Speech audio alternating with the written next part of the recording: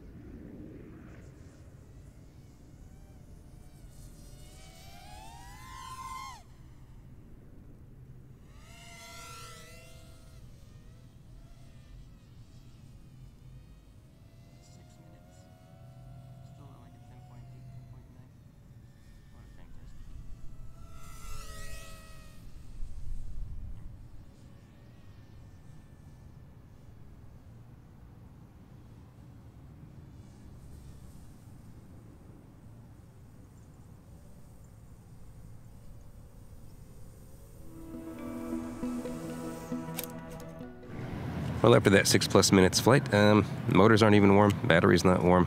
I mean, I wasn't pushing it very hard, but even so, very impressive. These little motors, very, very good.